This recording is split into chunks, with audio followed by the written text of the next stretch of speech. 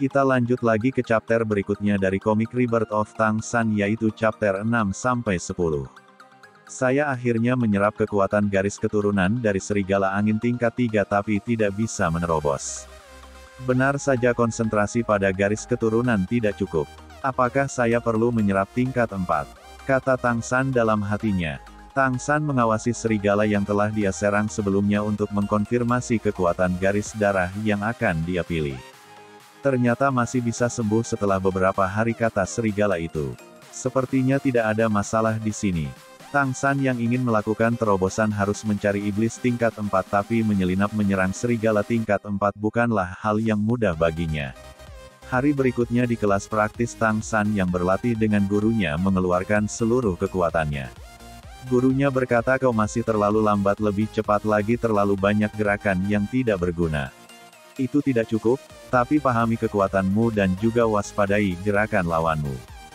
Guru Wang menyuruh muridnya untuk memperhatikan dia bertarung dengan Li Mingsui. Li Mingsui majulah katanya. Guru, saya menyerangmu apapun yang saya inginkan. Guru Wang menuruti kemauan Li Mingsui meskipun Mingsui tidak bisa melukainya. Li Mingsui menyerang Guru Wang dengan pedang angin miliknya. Namun dia terpeleset dan Guru Wang menangkapnya. Guru Wang berkata itu salah satu keterampilan pisau angin yang dia ajarkan ketika Li Mingsui berada di tingkat 3. Selanjutnya dia menyuruh Tang San untuk maju kembali. Dia memperhatikan warna mata Tang San yang berubah warna dan merasa bahwa kekuatan Tang San meningkat dari sebelumnya. Tang San menyerang dengan pisau angin miliknya. Guru Wang sedikit shock. Pisau angin itu menghilang dan hampir mengenainya. Dia berkata apa yang terjadi. Belum tersadar dari keterkejutannya saat serangan Tang San sebelumnya dia kembali menerima serangan dari Tang San. Dia terkejut berkata dalam hatinya bagaimana Tang San memanipulasi pisau angin miliknya sedemikian rupa itu benar-benar luar biasa. Teman-teman Tang San juga terkejut dengan kekuatan yang Tang San miliki.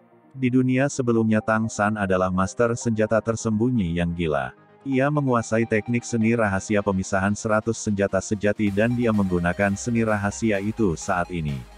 Mereka mengakhiri sesi latihan tersebut dan guru Tang San meminta agar Tang San mengikutinya. Tang San memasuki ruangan yang belum pernah dia masuki sebelumnya. Dia pun berpikir bahwa itu mungkin ruang latihan. Guru Wang bertanya kepada Tang San dari mana dia belajar mengendalikan dan meningkatkan kemampuannya. Tang San harus menjawab pertanyaannya itu demi kebaikannya. Dia berharap penjelasan Tang San masuk akal. Tang San mulai menceritakan saat dia berumur 7 tahun dia memasuki hutan untuk mencari makanan kemudian dia bertemu dengan orang aneh. Orang itu memberinya makanan dan mengajarkan beberapa hal aneh dan memberitahukan bahwa transformasi monster dewa bukanlah satu-satunya cara untuk menjadi lebih kuat. Dia mengajarinya sebuah teknik dan transformasi tidak perlu lagi untuknya. Guru Wang kaget bahwa Tang San tidak memerlukan transformasi. Dia bertanya teknik apa itu. Tang San menjawab saya tidak yakin mereka hanya milik kita manusia. Saya hanya ingat apa yang dia katakan di akhir tujuannya adalah untuk menebus umat manusia dan manusia akan bebas dari perbudakan. Guru Wang shock dan menegaskan kepada Tang San untuk tidak mengungkapkan kepada orang lain. Jika orang bertanya kepadanya jawab bahwa Tang San belajar darinya. Guru, apakah Anda ingin belajar teknik pedang angin dariku? Tang San berkata. Kemudian dia melanjutkan saya tidak bisa berpikir Anda mengalahkan saya bahkan jika Anda mempelajarinya. Guru Wang bergumam anak ini. Dia pun mengajak Tang San untuk bertarung dengannya di ruangan itu. Oke jawab Tang San dia begitu senang karena semua berjalan dengan baik.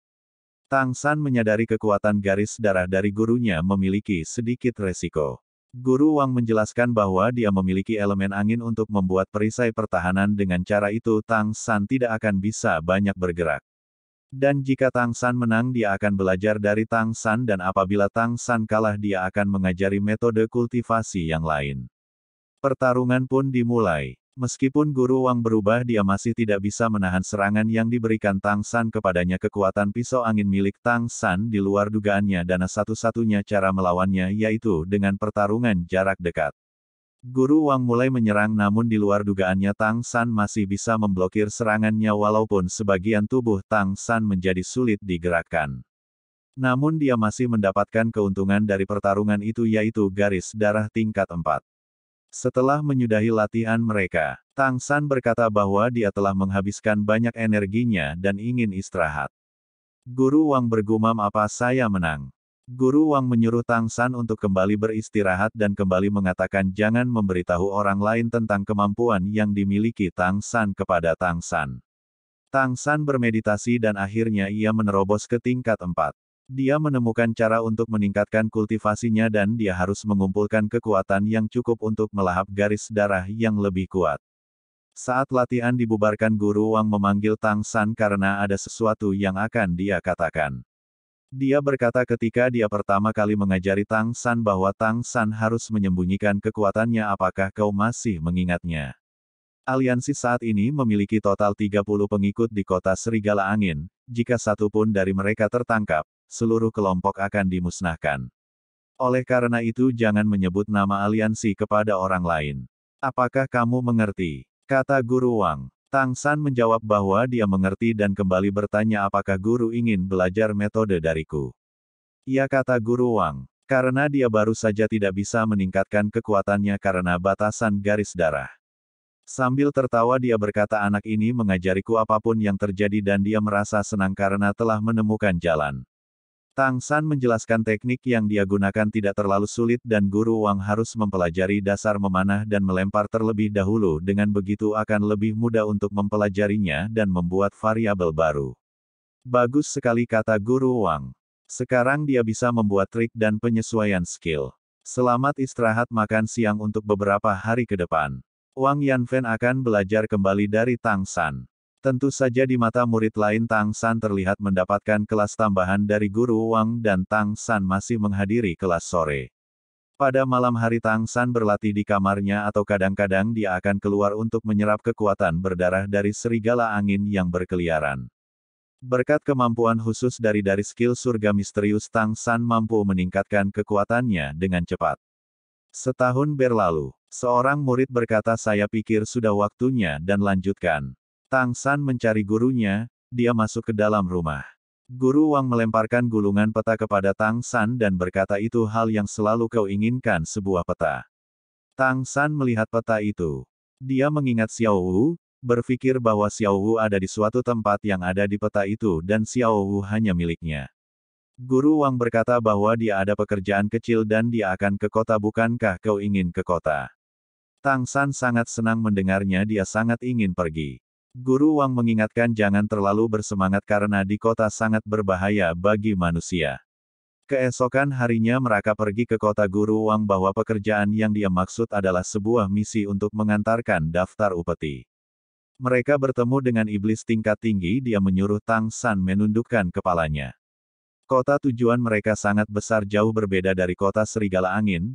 Guru Wang mengingatkan Tang San jangan banyak berbicara ketika memasuki kota, jangan pergi melihat-lihat atau pergi ke tempat lain dan tetap rendah hati setiap saat. Saya mengerti, jawab Tang San. Setelah memasuki kota mereka memasuki penginapan. Guru Wang mengenali seseorang dari penginapan itu, namanya Gui Gui. Gui Gui, aku datang ke sini untuk sebuah misi, kata Guru Wang. Kakak, kata Gui Gui. Tang San berpikir penginapan itu dikhususkan untuk para budak. Dan mereka akan menginap di sana selama 3 hari. Setelah masuk ke kamar, mereka berdua kembali pergi menuju rumah leluhur Serigala Angin. Guru Wang menyuruh menunggu di luar dan dia akan kembali secepatnya. Tang San melihat kedai teh susu yang bertuliskan Mei Gongs. Tang San melihat ke dalam, dia melihat pemilik kedai sedang melayani tamu kedainya, dia pun ingin mencobanya. Tang San terdiam sejenak saat melihat pemilik kedai.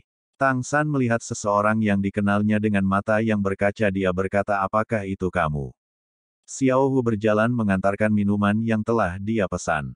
Dan berkata ini minumanmu. Xiao Hu berkata jangan menatapnya seperti itu, cepatlah dan minumlah sebelum dingin, tidak baik jika seseorang melihat kita.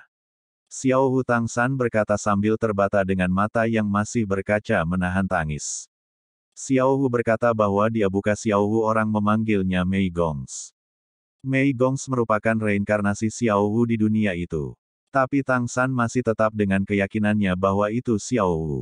Tang San menangis karena telah bertemu dengan seseorang yang dicarinya walaupun Xiao Hu di dunia itu tidak memiliki ingatan tentangnya. Xiao Hu bergumam kenapa dia menangis. Dia kembali mengatakan minumlah dengan cepat. Tang San pun terdiam kemudian meminum minumannya. Guru Wang telah selesai dari pekerjaannya. Dia menemui Tang San dan bertanya apa yang kau minum. Guru, apakah Anda tahu toko itu? Teh susu di sana sangat enak kata Tang San. Saya jarang pergi ke daerah pusat jadi saya tidak tahu. Ayo pergi para ras iblis di sini tidak memiliki temperamen yang baik kata Guru Wang. Oke tunggu sebentar kata Tang San lagi. Tang San berniat membayar teh susu itu kepada pemilik kedai, namun pemilik kedai berkata tidak perlu membayarnya namun Tang San tetap membayarnya. Tang San melirik ke arah Xiao Wu dan berkata namaku Tang San. Apakah kau baik-baik saja kata Guru Wang. Aku baik-baik saja terima kasih sudah mengkhawatirkanku kata Tang San. Guru Wang melihat Tang San sangat tersentuh menerima teh susu itu. Benar saja di dunia ini penuh dengan ketidaksetaraan plus ketidakadilan bagi manusia. Tapi saya berpikir masih ada beberapa hal baik yang tersisa untuk kita manusia kata Guru Wang. Karena bisnis mereka telah selesai mereka menemui Bibi Gua dan menanyakan tempat yang bagus untuk dikunjungi. Bibi Gui berkata ada satu tempat bagus untuk dikunjungi hari ini yaitu turnamen tabrakan tahunan. Turnamen tabrakan tahunan. Apa itu? Tanya Tang San. Bibi Gui menjawab itu adalah kompetisi gaya tradisional di mana dua orang bertarung satu sama lain sambil menjaga jarak satu sama lain. Itu salah satu acara akhir bagi generasi muda ras monster untuk memamerkan bakat mereka biasanya peserta berada di peringkat 3-6. Apakah kau tertarik menontonnya kata Bibi Gui. Ya tentu saja mari kita pergi melihatnya kata Tang San.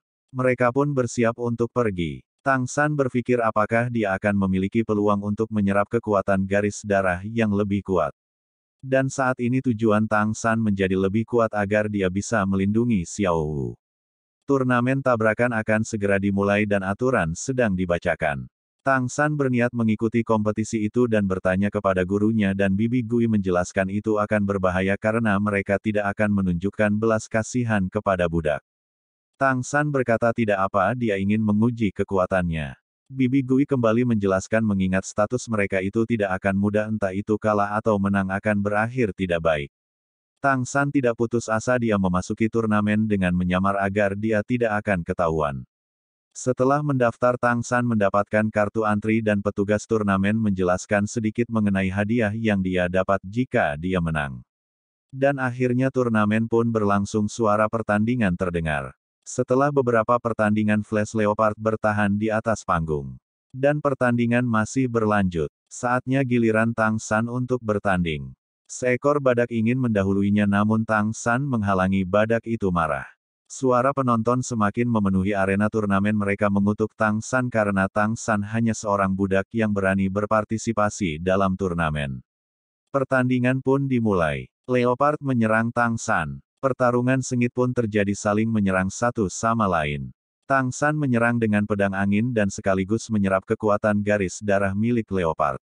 Leopard terjatuh dan tidak bergerak dia telah mati. Tang San sangat senang karena dia menang.